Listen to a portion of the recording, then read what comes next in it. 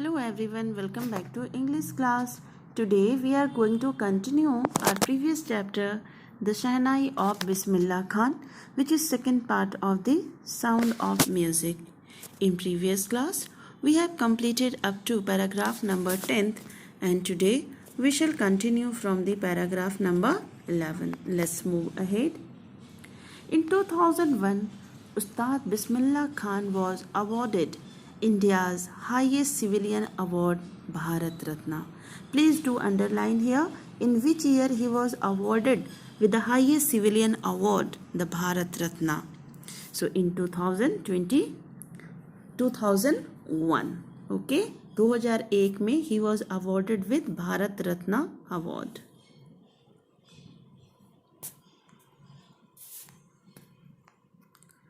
With the coveted award resting on his chest and his eyes glinting with rare happiness, he said, "All I would like to say, teach your children music. This is Hindustan's richest tradition. Even the West is now coming to learn our music." So, when he got a chance to address the audience, he gave a message to the Indian. What he gave the message to the India? He gave a message. It was his desire to give a message. What was that message? He gave a message that teach your children. The message was for the children to his parents. He requested the parents to teach their children music because according to Ustad Bismillah Khan, the music was the Hindustan's richest tradition. It was his opinion that now West, that means foreign countries are coming, India, they are coming forward to learn our music, Hindustani music. So why not we Indians? We must understand, we must try to learn the music. We must try to give our children this richest tradition. So we must give our children the music because it is the part of our richest tradition. If West can learn this music, then why not Indians? So we must take part. We must understand this richest things. In spite of having traveled all over the world, Khan Sahib, as he is fondly called, is exceedingly fond of Benares and Dumrao, and they remain for him the most wonderful towns of the world. You know, he was the great lover. He was the great lover of Benares and Dumrao. Although he traveled all over the world, that means he visited so many countries, but no one was so much attractive as the Benares and the Dumrao was attractive for him. They were the wonderful, one of the famous towns of the world for Ustad Bismillah Khan. A student of his once wanted him to head a Shahnai school in USA, and the student promised to recreate the atmosphere of Benares by replicating the temples there. But Khan Sahib was the nickname of Ustad Bismillah Khan. Asked him if he would be able to transport river Ganga as well. Later, he is remembered to have said, "That is why whenever I am in the foreign country, I keep yearning to see Hindustan. While in Mumbai, I think of only Benares and the holy Ganga. And while in Benares, I miss the unique Matha of Dumrao."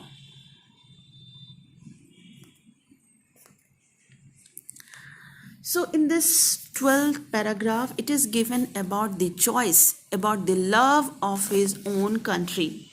He was a great lover of two famous places in India.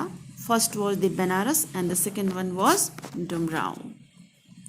When he got a chance to become the head of a Sahnai school in the USA through one of his students,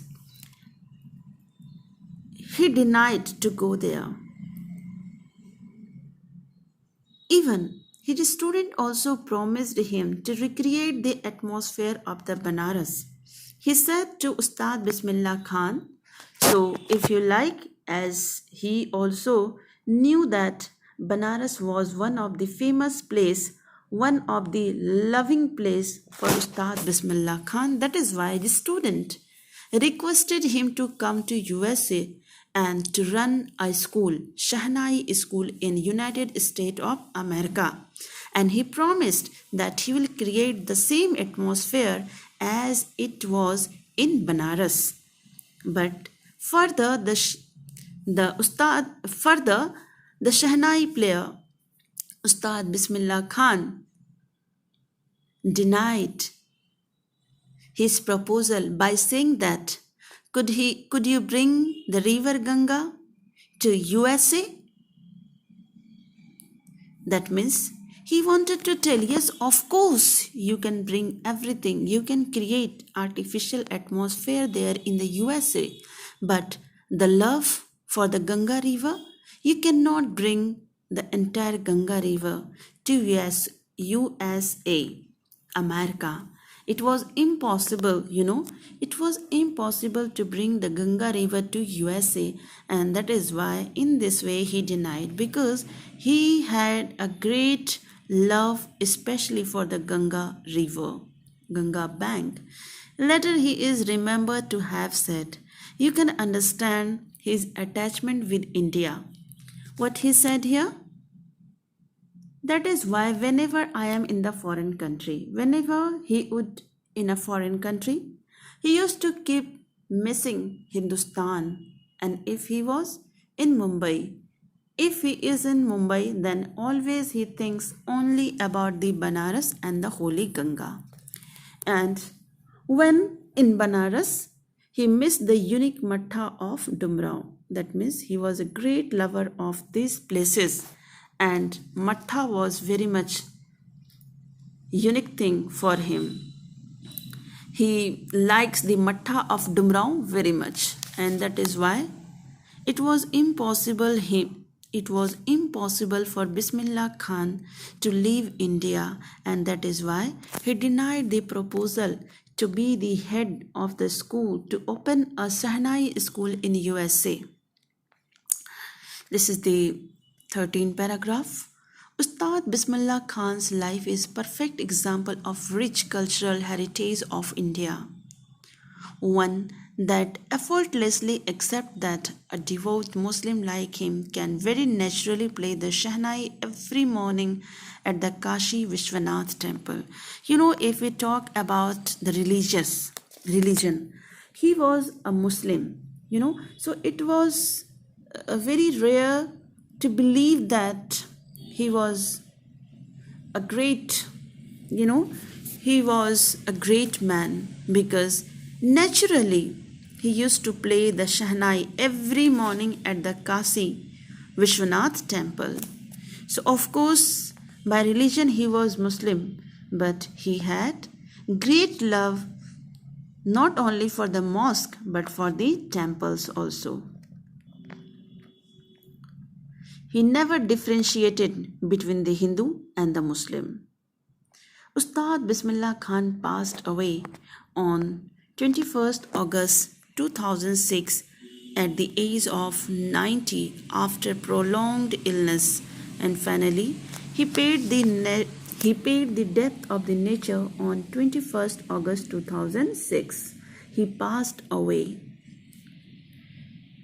and that time his age was approximately 90 years. Because of his prolonged illness, he paid the death of the nature. He died. He was given a state funeral, and Government of India declared one day of national mourning. That means It was a great loss for the country, and that is why one day was declared of national mourning, in which you can express the grief, because it was very sad moment not only for the musical world but for the entire nation. In this way we lost a great star, a very great star in the field of the music. So this was all about the explanation part of this chapter. Thank you very much. Now you are requested to write down all difficult words along with their meaning given in the glossary at first, and after that, apart from this, if you find any more difficult words, kindly write it down in your copy. You can take help of me or the dictionary or the internet to know the meaning of the particular word. In next class we shall discuss the exercise. Okay, thank you very much.